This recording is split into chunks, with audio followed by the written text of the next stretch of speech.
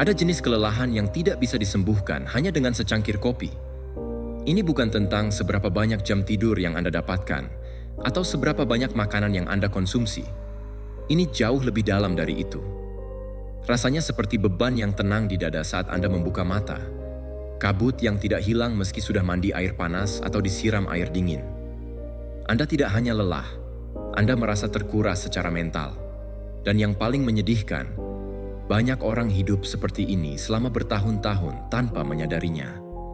Mereka mengira kondisi merasa mati rasa, lambat, dan terputus ini hanyalah bagian dari bertambahnya usia atau kesibukan. Tapi bagaimana jika tidak? Bagaimana jika energi mental Anda bisa diatur ulang secara alami, tanpa pil, kafein, atau rutinitas 10 langkah? Energi mental bukanlah sumber daya yang akan habis selamanya. Ia seperti api, dan seperti api apapun, ia bisa meredup jika diabaikan, tetapi akan menyala kembali jika diberikan percikan yang tepat. Itulah inti dari pembicaraan ini. Bukan kiat produktivitas atau taktik budaya kerja keras, tetapi hanya beberapa perubahan kecil yang nyata yang bisa menghubungkan kembali otak Anda dengan momen saat ini. Gerakan kecil, sentuhan sensorik, ketenangan sadar. Ini semua adalah hal-hal yang dapat membangunkan pikiran Anda. Bukan kebisingan, bukan kecepatan, tetapi kontras yang disengaja. Kita akan menjelajahi 12 cara sederhana untuk menghidupkan kembali kewaspadaan batin Anda tanpa bergantung pada kafein. Hal-hal yang bisa Anda lakukan kapan saja, di mana saja ketika otak Anda mulai terasa berat atau lambat. Dan masing-masing, jika dipraktikkan dengan kehadiran, memiliki kekuatan untuk membawa Anda kembali kepada diri Anda sendiri. Jadi, sebelum Anda meraih cangkir lain atau menelusuri lebih banyak kutipan motivasi, berhentilah sejenak, tarik napas, dan tanyakan pada diri sendiri, bagaimana jika Anda sudah memiliki alat untuk membangunkan pikiran Anda, dan Anda hanya perlu ingat cara menggunakannya. Mari kita mulai. Pertama, tambahkan sedikit warna ke ruang kerja Anda. Pernahkah Anda masuk ke sebuah ruangan dan tiba-tiba merasa lebih hidup tanpa tahu alasannya? Kadang-kadang, yang menjadi masalah bukan orangnya, suhunya, atau suaranya. Itu adalah warnanya. Satu garis warna biru terang, semburat warna kuning cerah, atau bahkan catatan tempel berwarna merah di meja Anda bisa memberikan manfaat lebih bagi pikiran Anda daripada tidur selama 1 jam lagi. Karena otak Anda mendambakan kontras, ia terprogram untuk merespons hal-hal baru, kecerahan, dan rangsangan mendadak. Dan warna, terutama jika ditempatkan dengan sengaja di ruang Anda, merupakan jalur langsung ke sistem perhatian Anda. Ia membangunkan Anda tanpa perlu mengucapkan sepatah kata pun. Kuncinya di sini bukanlah mengecat ulang seluruh ruangan atau membeli karya seni mahal. Ini tentang intervensi sederhana. Tambahkan objek berwarna-warni di tempat yang secara alami dilihat mata Anda. Sebuah buku catatan berwarna neon, bingkai foto biru, atau tanaman dengan daun hijau cerah dalam pot merah. Sentuhan kecil ini bukan sekadar menghias, tetapi juga mengaktifkan. Anda menciptakan sinyal-sinyal kecil yang memberitahu otak Anda, "Hei, perhatikan, ada sesuatu yang baru di sini." Dan kewaspadaan itu, meski samar, mulai menembus kabut. Anda mulai lebih memperhatikan, berpikir lebih cepat, dan merasa lebih terhubung dengan lingkungan Anda. Banyak dari kita menghabiskan hari dikelilingi warna-warna abu-abu, putih pudar, dan layar digital. Kehampaan sensorik ini lama-kelamaan akan membuat pikiran kita mati rasa. Tanpa variasi, tanpa kontras, otak kita masuk ke mode diam. Kita menjadi kurang ingin tahu, kurang termotivasi, dan kurang hadir. Jadi saat Anda menambahkan warna ke dalam ruang kerja, Anda tidak hanya mendekorasi, tetapi juga memasang kabel baru. Anda menyuntikkan kehidupan ke lingkungan Anda, dan pikiran Anda mengikutinya. Ada alasan mengapa seniman, desainer, dan bahkan dokter bedah sering memilih warna berani di ruang kerja mereka. Itu bukan hanya sekadar estetika, itu energik. Dan Anda tidak perlu pekerjaan kreatif untuk mendapatkan manfaat darinya.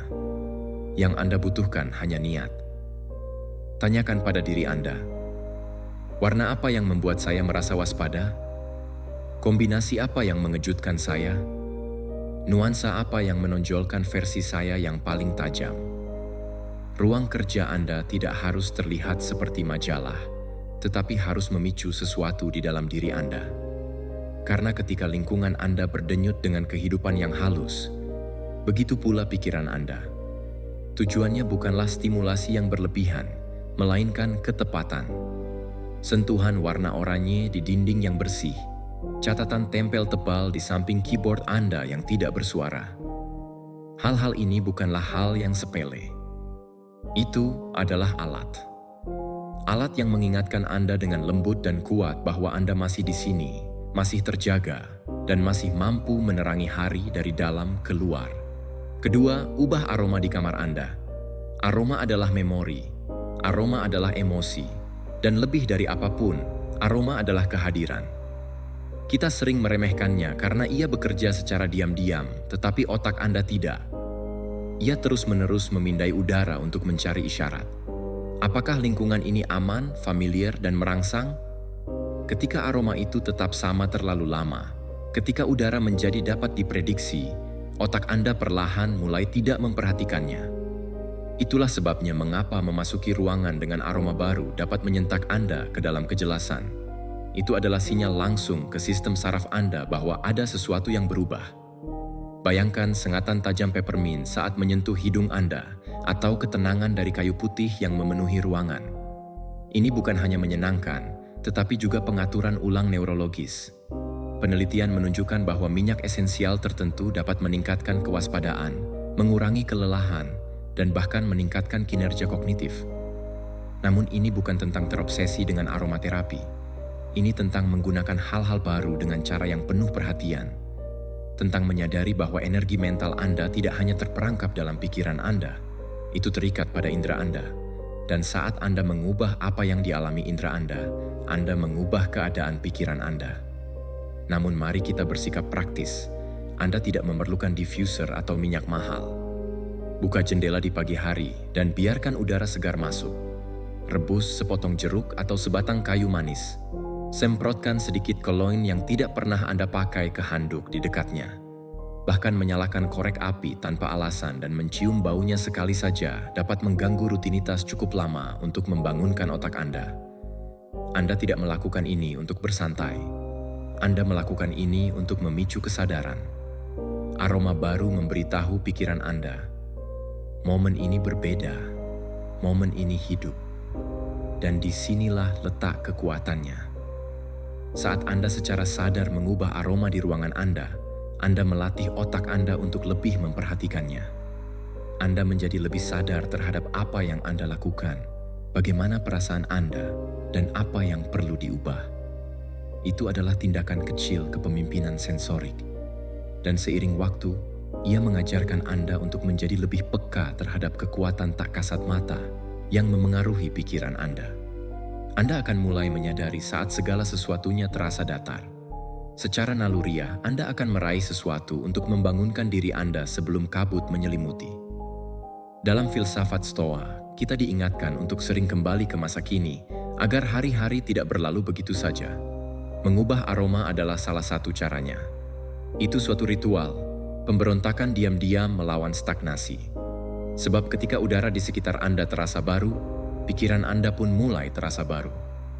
Dan itulah intinya. Anda tidak hanya menyegarkan ruangan, Anda menyegarkan pikiran Anda.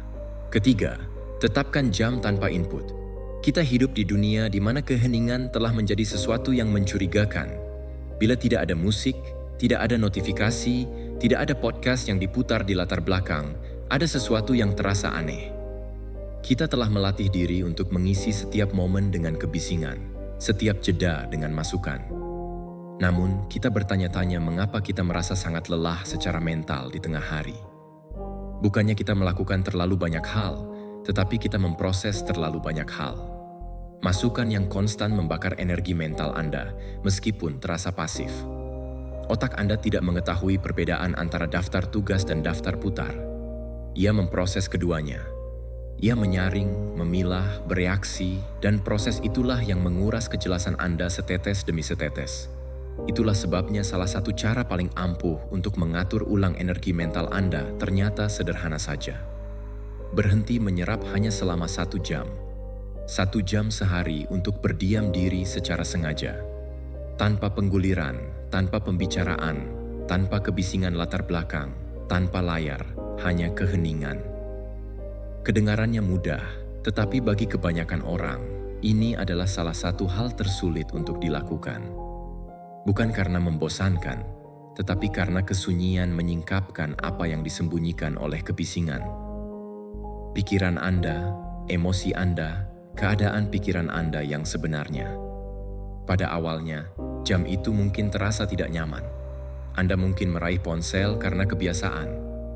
Anda mungkin merasa gelisah atau bahkan cemas. Itu normal. Itu sisa-sisa stimulasi berlebih yang dibersihkan. Anda tidak kehilangan energi. Anda merebutnya kembali. Karena dalam keheningan, otak Anda akhirnya berhenti bereaksi dan mulai memulihkan diri. Sirkuit saraf mulai terisi ulang. Proses latar belakang dapat diselesaikan. Pikiran Anda mulai terkonsolidasi alih-alih, terus-menerus mengonsumsi. Ini adalah pencernaan mental. Dan seperti tubuh Anda, pikiran Anda butuh waktu untuk memproses apa yang masuk. Tanpa itu, semuanya menjadi kebisingan. Anda dapat duduk dengan tenang di kursi. Anda dapat berjalan-jalan di blok Anda tanpa headphone. Anda dapat menatap langit-langit, atau pohon, atau lilin. Anda tidak perlu bermeditasi. Anda hanya perlu berhenti mengonsumsi untuk sementara waktu. Itu saja. Dan dalam keheningan itu, sesuatu yang aneh terjadi.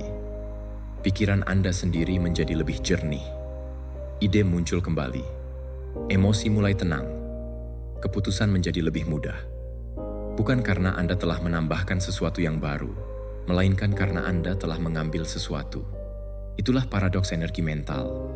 Kadang-kadang kejelasan lebih besar bukan diperoleh dari melakukan, tetapi dari membatalkan. Dan inilah yang benar-benar hebat. Begitu Anda membangun kebiasaan tanpa masukan selama 1 jam ini, hubungan Anda dengan kebisingan akan berubah. Anda mulai mendambakan keheningan, bukan karena kelelahan, tetapi karena kekuatan. Anda berhenti takut terhadap pikiran Anda sendiri. Anda menyadari bahwa Anda tidak memerlukan rangsangan terus-menerus untuk merasa hidup. Anda hanya butuh ruang. Ruang untuk mendengarkan diri sendiri, untuk menyegarkan pikiran, untuk berpikir lagi. Sebab pada saat tenang itu, Anda tidak hanya memberi waktu istirahat pada otak Anda. Anda memberi ritme pada hidup Anda, di mana energi Anda tidak ditentukan oleh apa yang mengalir masuk, tetapi oleh apa yang muncul dari dalam. Keempat, tata ulang satu barang kecil di ruangan Anda. Mungkin terdengar sepele, memindahkan buku, menggeser pena, memutar kursi sedikit, tetapi otak tidak hanya merespons perubahan besar. Faktanya, ia tumbuh subur melalui perubahan-perubahan kecil yang disengaja. Menata ulang satu barang kecil di ruang Anda lebih dari sekadar merapikan. Itu cara memberi sinyal ke pikiran Anda bahwa sesuatu yang baru sedang terjadi. Dan kebaruan, bahkan dalam bentuknya yang paling sederhana, membangunkan kita. Anda lihat, lingkungan kita menjadi tidak terlihat oleh kita seiring berjalannya waktu. Kita berhenti memperhatikan penempatan barang, cara meja terasa, sudut yang mengumpulkan debu. Keakraban ini menimbulkan kebosanan mental, bukan karena ruangnya buruk, tetapi karena statis. Otak, ketika dihadapkan pada pola yang sama setiap hari, beralih ke autopilot. Dan autopilot adalah musuh energi mental. Tetapi bila Anda memindahkan satu benda saja, cangkir, foto, buku catatan, Anda mengganggu pola tersebut. Anda memberitahu otak Anda, perhatikan. Ada sesuatu yang berbeda di sini. Kewaspadaan halus itu dapat memengaruhi seluruh kondisi mental Anda. Anda tidak perlu melakukan pembersihan total. Ini bukan tentang produktivitas atau minimalis. Ini tentang perhatian. Menata ulang satu barang kecil adalah tindakan mikro dari agensi. Anda menegaskan kendali, menciptakan variasi, dan memicu asosiasi baru. Anda mengingatkan diri sendiri secara visual dan fisik bahwa Anda tidak terjebak. Benda dapat bergerak. Bahkan Anda berpikir tentang bagaimana rasanya kembali ke tempat tidur yang baru dirapikan atau meletakkan kunci di tempat baru. Momen disorientasi ringan itu adalah otak Anda yang sedang diprogram ulang. Itu adalah kesadaran Anda yang kembali. Dan seiring berjalannya waktu, ini membangun apa yang disebut kaum Stoa sebagai kehadiran aktif. Kemampuan untuk tetap sadar terhadap kehidupan Anda sendiri, bahkan di sudut-sudut yang paling sunyi. Dan ada lapisan lain lagi dalam hal ini. Ketika Anda mengubah lingkungan Anda, bahkan secara halus, Anda seringkali mengubah pikiran Anda. Sebuah pena yang ditaruh di tempat yang kemarin tidak ada mungkin mengingatkan Anda pada suatu tugas, suatu tujuan, atau suatu ide. Pikiran kita sangat responsif terhadap lingkungan sekitar. Jadi daripada menunggu inspirasi datang, ciptakanlah dengan lembut, ceria, dan tanpa tekanan. Cobalah sekarang. Lihatlah ke sekeliling ruangan Anda. Satu hal apa yang dapat Anda ubah sedikit saja untuk membangunkan otak Anda? Tidak harus dramatis. Faktanya, keindahan terletak pada kenyataan bahwa hal itu tidak terjadi. Karena ketika Anda menyadari betapa mudahnya pikiran Anda merespon sinyal-sinyal kecil, Anda berhenti menunggu perubahan besar untuk merasa lebih baik. Anda mulai membuatnya dengan tenang, konsisten, dan dengan tujuan. Kelima, gunakan es batu di pergelangan tangan Anda. Kedengarannya aneh, bahkan sedikit ekstrem. Tetapi saat hawa dingin itu menyentuh kulit Anda, otak Anda langsung beralih ke masa kini. Tidak nanti, tidak suatu hari nanti. Nah, itulah kekuatan dingin. Ia melewati pikiran, melewati keraguan, dan menyentak sistem saraf Anda ke dalam kesadaran penuh. Memegang es batu di pergelangan tangan Anda hanya selama 10 atau 15 detik merupakan trik fisiologis sederhana untuk menyetel ulang energi mental Anda, karena hal ini secara langsung memanfaatkan sistem peringatan bawaan tubuh Anda. Inilah yang terjadi. Kejutan dingin memicu sistem saraf simpatik Anda yang sering kita sebut respons melawan lari. Tapi Anda tidak dalam bahaya. Anda hanya memberi otak Anda sinyal yang jelas dan tajam bahwa sesuatu yang mendesak sedang terjadi. Masukan yang tiba-tiba ini meningkatkan sirkulasi, sedikit mempercepat detak jantung, dan meningkatkan fokus Anda meski hanya beberapa menit. Ini bukan tentang tetap kedinginan, ini tentang bangun. Sebab terkadang ketika pikiran Anda terasa berkabut dan berat, yang sebenarnya Anda butuhkan bukanlah motivasi, melainkan sensasi. Kebanyakan orang mengandalkan stimulan seperti kafein untuk menciptakan perasaan ini. Namun, kafein tidak mengatur ulang. Itu menutupi dan membangun ketergantungan. Sebaliknya, dingin itu jujur. Anda langsung merasakannya. Anda tidak dapat mengabaikannya. Dan yang lebih baik, Anda tidak memerlukan sesi krioterapi atau berendam dalam air dingin. Hanya sebongkah es batu di meja Anda saat Anda sedang terpuruk secara mental. Itu tombol reset. Tidak ada kata-kata yang dibutuhkan. Namun ini bukan hanya tentang menipu biologi Anda. Itu juga merupakan praktik kehadiran. Saat Anda melakukan sesuatu yang tidak biasa, sesuatu yang sedikit tidak nyaman, Anda memutus ritme mati rasa. Anda menjadi sadar akan tubuh Anda, akan momen tersebut, dan akan diri Anda sendiri. Dan dari kesadaran itulah, kejelasan muncul. Cuaca dingin tidak menyelesaikan daftar tugas Anda, tetapi dapat menarik Anda keluar dari kabut cukup lama untuk melihatnya secara berbeda. Dan ada disiplin yang tenang dalam hal ini juga. Kemauan untuk melakukan sesuatu yang kecil namun tidak nyaman demi memanfaatkan energi Anda, untuk tidak menunggu hingga Anda merasa siap, untuk tidak bergantung pada motivasi eksternal, tetapi memilih tindakan yang mengganggu kepasifan. Kaum Stoa sering berbicara tentang ketidaknyamanan yang disengaja, bukan sebagai hukuman, tetapi sebagai jalan menuju kehadiran.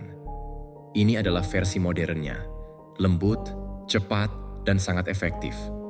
Jadi lain kali pikiran Anda terasa berat, pikiran Anda berserakan, dan energi Anda datar, berhentilah sejenak. Pergi ke freezer. Pegang sepotong es pada pergelangan tangan Anda. Bernapas. Rasakan itu. Biarkan tubuh Anda mengingatkan otak Anda bahwa Anda ada di sini. Anda hidup dan Anda memiliki kendali lebih besar atas energi mental Anda daripada yang Anda kira. Keenam, berikan pujian kepada orang asing.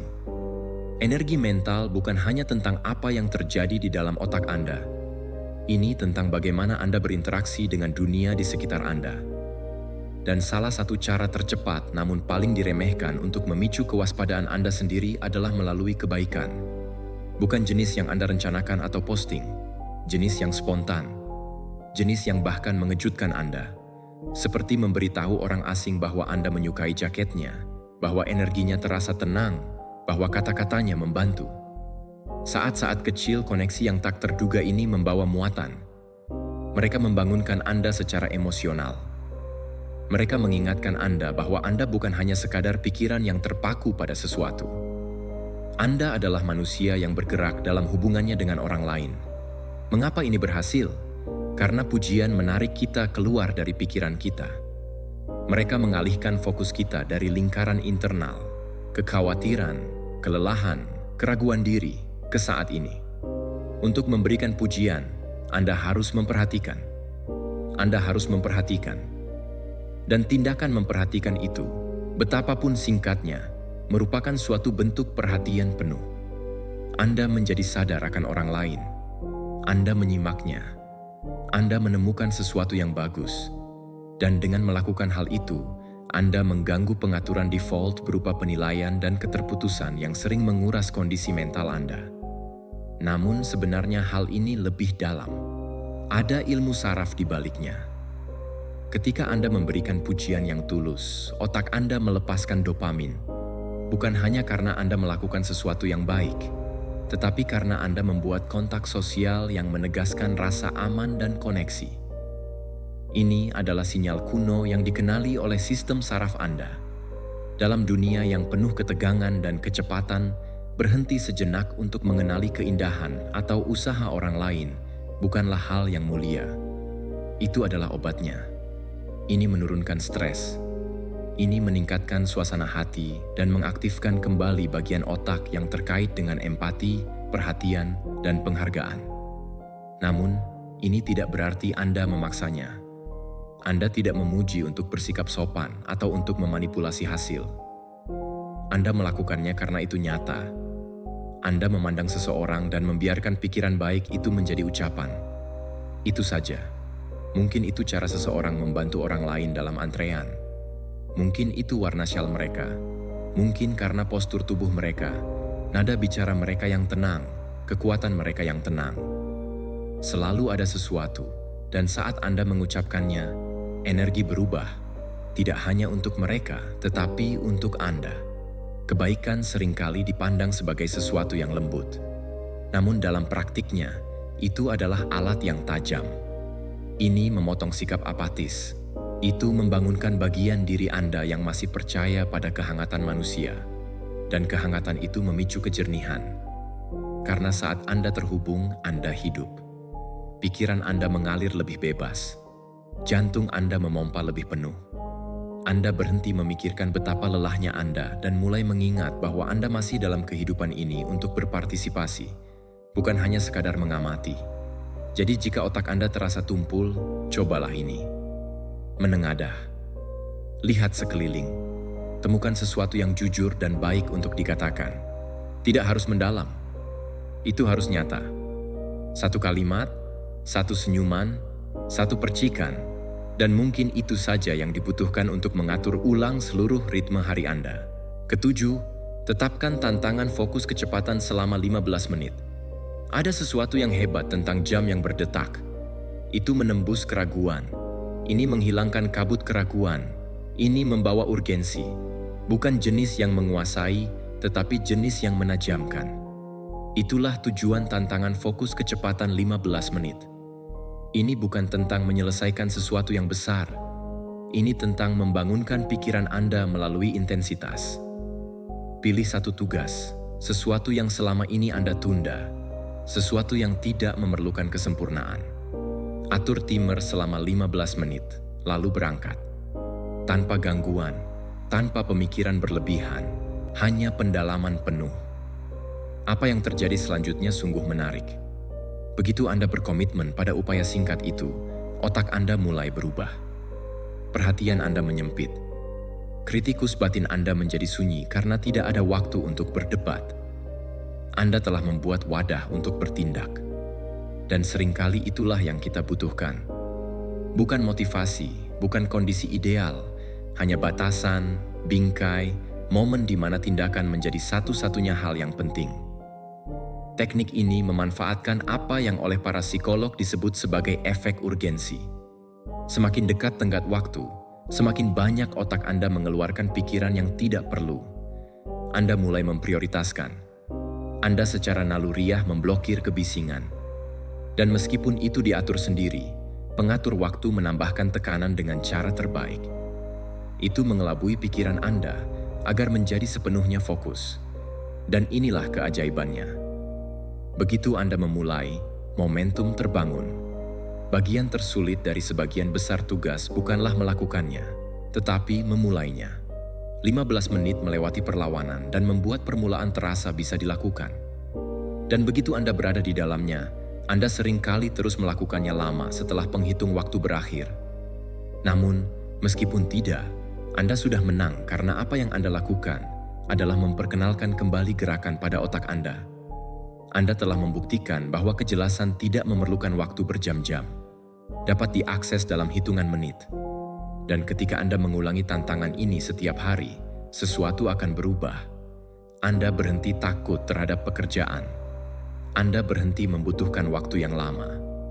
Anda mulai mempercayai kemampuan Anda untuk menghasilkan energi sesuai perintah. Ini bukan kiat hidup. Ini adalah perubahan pola pikir, kembali ke disiplin. Bukan jenis yang kaku, tetapi jenis yang memberdayakan. Jenis yang mengingatkan Anda bahwa fokus Anda adalah otot. Dan seperti otot lainnya, ia menjadi lebih kuat melalui penggunaan. Anda tidak menunggu suasana hati, Anda yang mengatur tempo.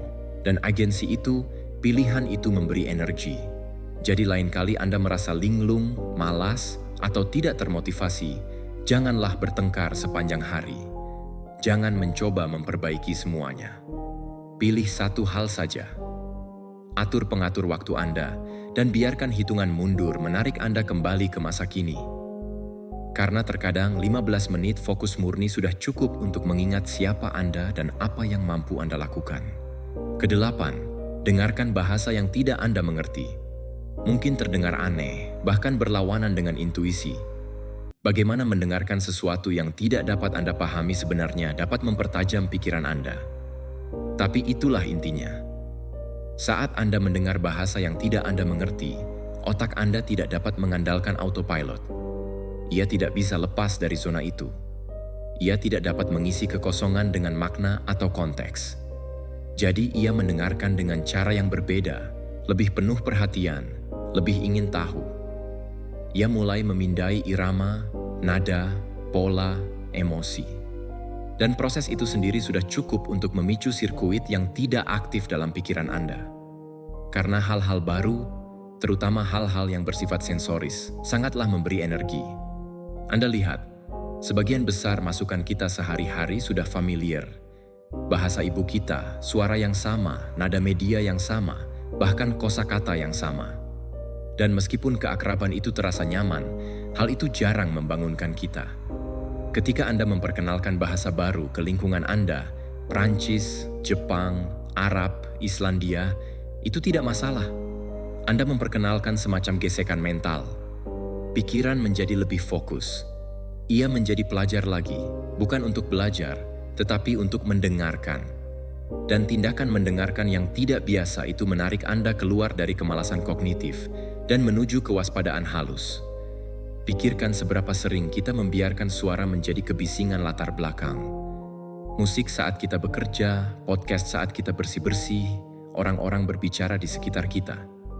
Namun bila otak tidak memahami kata-kata tersebut, ia tidak akan berhenti bekerja.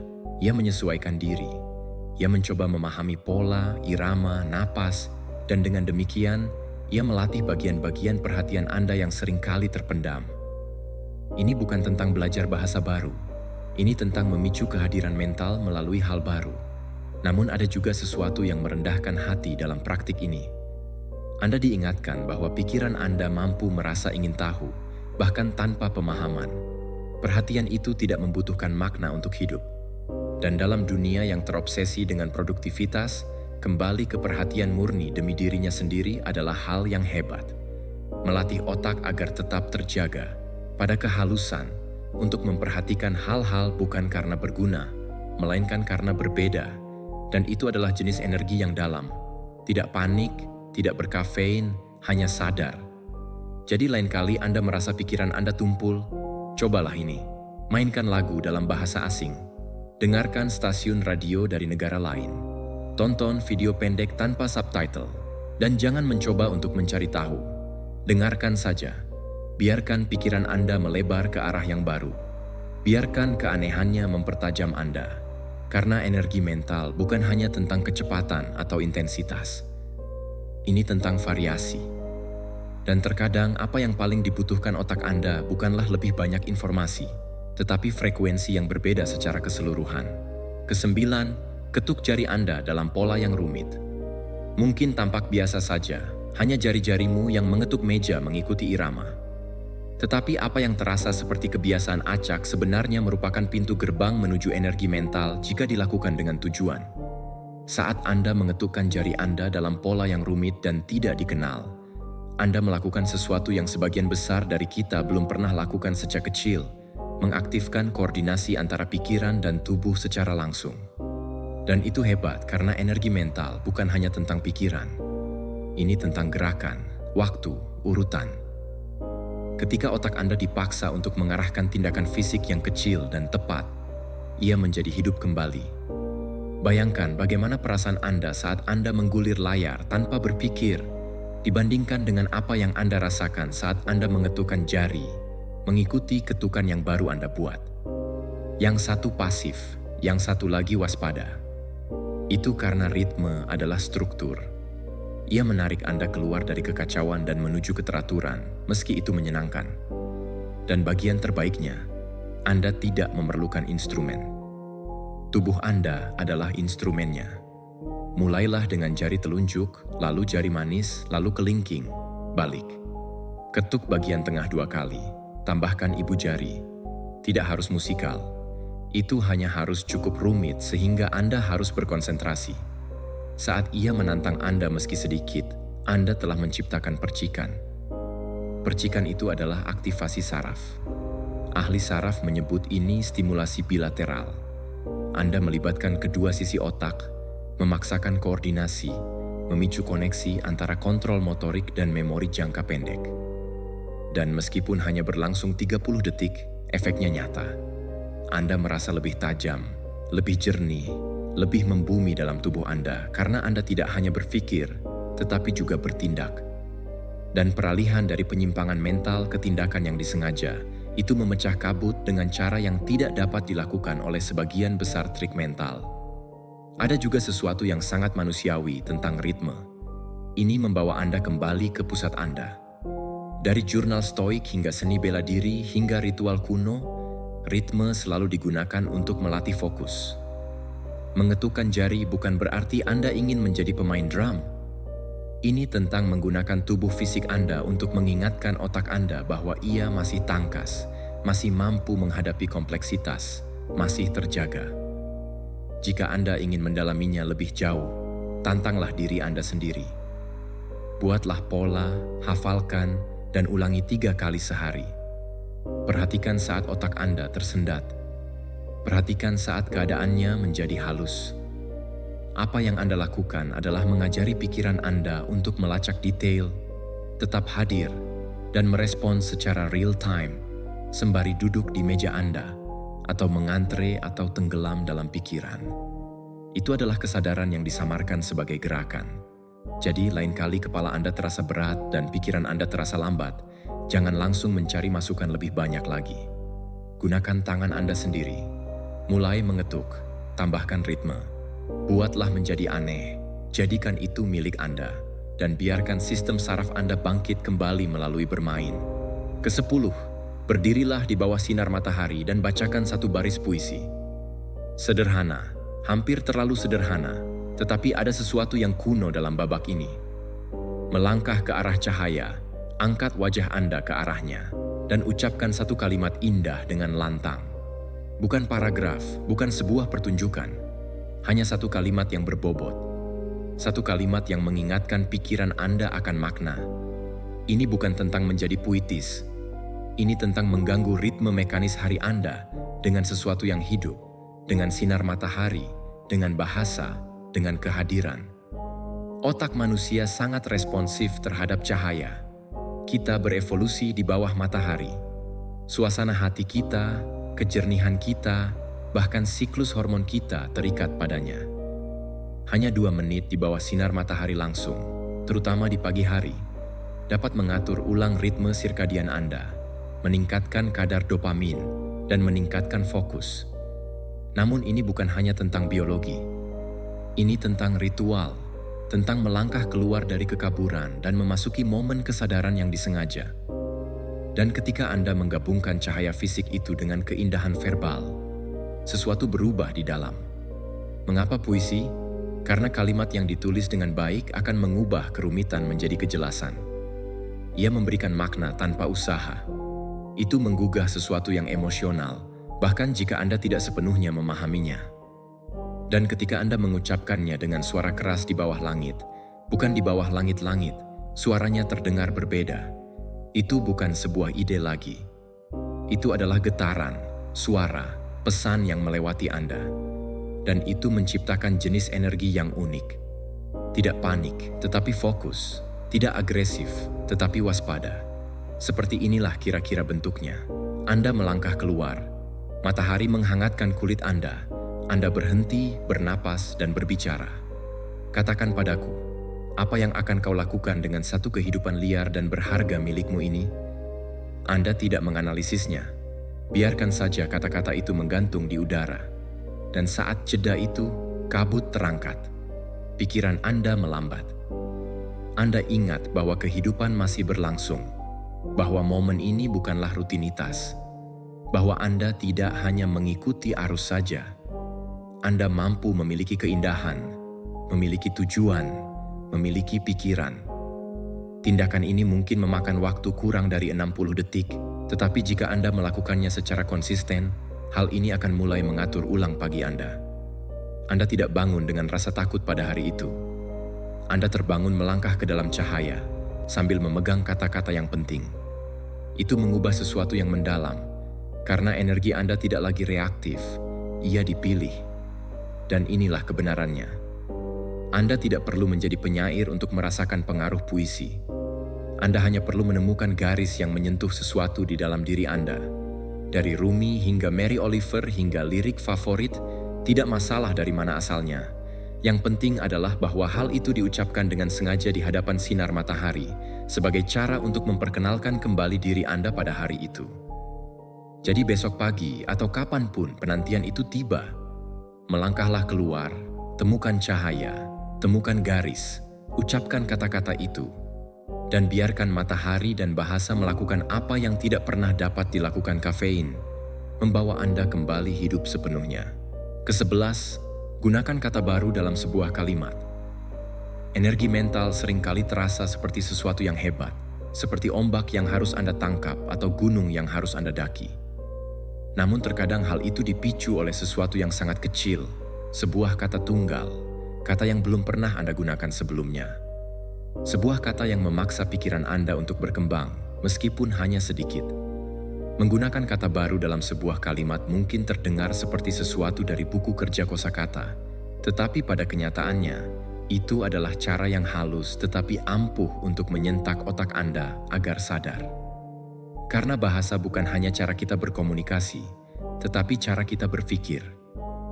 Dan saat Anda mengubah kata-kata Anda mendorong pikiran Anda ke arah yang baru. Otak adalah makhluk kebiasaan. Ia melekat pada kata-kata, frasa, dan pola yang familiar karena sifatnya yang efisien. Tetapi efisiensi itu seringkali menimbulkan kebosanan. Anda mengatakan hal yang sama. Anda menggambarkan perasaan Anda dengan cara yang sama. Anda menceritakan dunia Anda dengan bahasa daur ulang. Dan ketika bahasa menjadi repetitif, demikian pula pengalaman hidup. Disitulah kekuatan kata baru muncul. Itu menambahkan cita rasa, dimensi, dan detail. Ini tidak hanya memperluas kosakata Anda, tetapi juga kesadaran Anda. Katakanlah Anda menemukan kata li'inal. Mungkin Anda pernah mendengarnya sebelumnya. Namun pernahkah Anda menggunakannya, mengucapkannya keras-keras, menggambarkan fase kehidupan Anda saat ini sebagai liinal, ruang antara apa yang telah terjadi dan apa yang akan terjadi? Tiba-tiba perasaan samar Anda tentang transisi memiliki suatu bentuk, suatu rupa, suatu kata. Dan dengan kata itu, pikiran Anda menjadi tajam. Ia memiliki sesuatu yang baru untuk dipegang, sesuatu yang tepat. Dan ini bukan tentang menjadi intelektual, ini tentang menjadi terjaga. Sadar akan nuansa. Bangun untuk berekspresi. Bangunlah terhadap nuansa halus pengalaman Anda sendiri. Satu kata dapat melakukan itu. Ia dapat mengubah momen yang membosankan menjadi kesadaran baru. Perasaan kabur menjadi kalimat yang masuk akal. Bukan kompleksitas kata itu yang penting. Itulah kebaruan, gangguan, undangan untuk menggunakan pikiran Anda dengan cara yang sedikit berbeda dari yang Anda lakukan kemarin. Cobalah ini setiap pagi atau sore. Pilih satu kata yang biasanya tidak Anda gunakan. Itu bisa berupa sesuatu yang elegan seperti sementara atau sesuatu yang menyenangkan seperti membingungkan. Bacalah definisinya, ucapkan dengan lantang, lalu gunakan dalam percakapan, dalam jurnal, atau dalam pikiran Anda. Tindakan menerapkan kata itu memaksa otak Anda untuk membangun sesuatu yang baru. Konstruksi itulah, usaha kreatif itulah yang membangunkan Anda. Yang lebih baik lagi, ia membangun momentum. Anda mulai mencari cara yang lebih baik untuk menggambarkan hari Anda. Anda mulai memperhatikan detail yang biasanya Anda lewatkan. Dan perlahan-lahan, tanpa dipaksakan, Anda menjadi seseorang yang melihat lebih banyak, merasakan lebih banyak, mengekspresikan lebih banyak. Bukan karena Anda menjadi lebih pintar dalam semalam, tetapi karena Anda memilih untuk melibatkan pikiran Anda alih-alih hanyut dalam rutinitas. Dan itulah intinya. Energi mental tidak selalu membutuhkan gerakan atau rangsangan. Kadang-kadang yang dibutuhkan hanyalah ketelitian, perubahan yang disengaja dalam cara Anda berpikir, berbicara, dan menjelaskan. Sebuah kata baru untuk memicu kesadaran baru. Kedua belas, mengunjungi kembali kenangan masa kecil secara sengaja. Ada kejelasan tertentu yang tersembunyi di masa lalu, bukan dalam nostalgia tetapi dalam ingatan. Saat Anda secara sadar mengingat kembali momen masa kanak-kanak, Anda mengaktifkan bagian otak yang tidak hanya terkait dengan emosi dan memori, tetapi juga dengan perspektif dan makna. Dan yang lebih penting, Anda menyalakan kembali rasa ingin tahu. Mengingat kenangan masa kecil tertentu bukan berarti berkutat pada apa yang telah berlalu. Ini tentang menyambung kembali hubungan dengan bagian diri Anda yang terjaga, imajinatif, dan hidup sebelum beban rutinitas orang dewasa menumpulkan indera Anda. Bayangkanlah suatu momen, bukan sekadar momen samar, tetapi sesuatu yang konkret. Suara roda sepeda berputar, cahaya yang masuk melalui tirai kamar tidur Anda, cara trotoar terasa di bawah kaki Anda dalam perjalanan ke sekolah. Jelaskan secara rinci. Anda ada di mana? Anda pakai baju apa? Apa yang Anda rasakan bahkan sebelum Anda memiliki kata-kata untuk menjelaskannya? Ketika Anda melakukan ini, sesuatu berubah. Kenangan bukan hanya sekadar cerita, itu menjadi sebuah pengalaman. Otak Anda tidak hanya mengingatnya, ia menghidupkannya kembali. Dan dalam menghidupkan kembali itu, aktivitas syaraf meningkat, energi emosi meningkat, dan kejernihan mental kembali seperti debu yang dibersihkan dari cermin. Mengapa ini berhasil? Karena kenangan masa kecil disimpan secara berbeda dibandingkan kenangan baru-baru ini. Mereka terikat pada identitas, pada keajaiban, pada pembentukan makna. Ketika Anda meninjaunya kembali secara sengaja, Anda mengaktifkan kembali jalur emosional awal, jalur yang belum mengeras oleh sinisme atau kelelahan. Itu seperti menyirami akar tanaman yang sudah lama terlupakan. Momen itu menjadi hidup, begitu pula Anda. Namun ini bukan tentang melarikan diri dari masa kini. Ini tentang mengingat bagian diri Anda yang masih di sini menunggu. Bagian yang bersemangat karena hal-hal sederhana. Bagian yang mempertanyakan segalanya. Bagian yang memperhatikan keindahan di tempat-tempat paling biasa Anak itu masih ada di dalam diri Anda. Dan saat Anda memilih untuk duduk dengan tenang sambil memandangi foto lama, lagu lama, atau bahkan sekadar membayangkan ayunan di halaman belakang rumah Anda memberi anak itu ruang untuk berbicara lagi. Dan suara mereka adalah energi yang murni, tak bercampur. Anda tidak perlu menghabiskan waktu berjam-jam untuk ini, hanya beberapa menit sehari. Putarlah suara lama seperti jingle kartun atau bel sekolah, atau lihatlah sesuatu dari masa itu. Biarkan gambar itu meresap, biarkan emosi muncul ke permukaan. Jangan menganalisisnya, rasakan saja. Lalu bawa kembali kejelasan itu ke dalam hari Anda. Anda akan terkejut betapa berbedanya dunia terlihat setelah terhubung kembali dengan mata yang pernah melihatnya untuk pertama kali. Karena otak tidak hanya memakan hal-hal baru, tetapi juga memakan makna.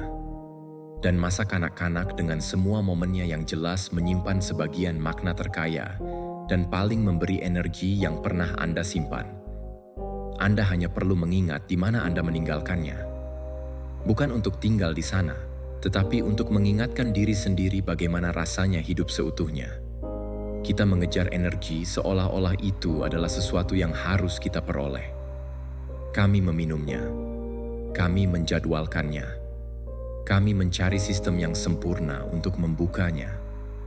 Namun kenyataannya, energi mental tidak tersembunyi dalam terobosan yang jauh.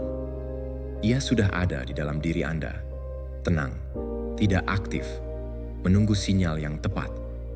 Dan terkadang yang dibutuhkan hanyalah semburat warna, hembusan udara baru, sebaris puisi, momen hening.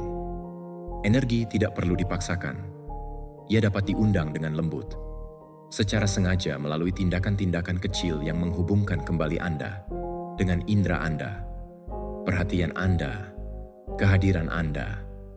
Jika ada satu benang merah yang menghubungkan kedua belas alat ini menjadi satu, benang itu adalah rutinitas pemecah kontras ini yang mengganggu pola otomatis.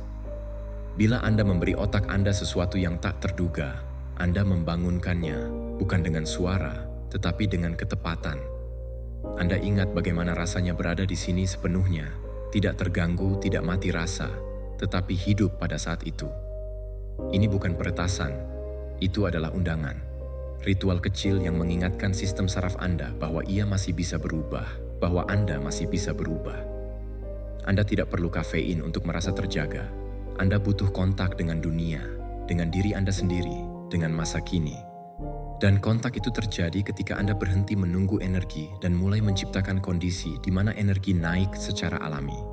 Jadi besok pagi, jangan tanya apa yang perlu Anda konsumsi untuk menjalani hari. Tanyakan, apa yang dapat saya ubah, perhatikan, atau pindahkan meskipun sedikit yang dapat membantu saya merasa terjaga kembali. Dan jika hari ini sudah terasa berat, berhentilah sejenak, pilih salah satu di antaranya, hanya satu. Cobalah sepenuhnya tanpa gangguan. Bukan untuk mengeceknya, tetapi untuk merasakannya. Biarkan bekerja. Lalu perhatikan apa yang terjadi berikutnya. Karena terkadang satu perubahan kecil saja sudah cukup untuk diingat. Pikiran Anda tidak rusak. Ia hanya menunggu Anda untuk menemuinya di tempatnya.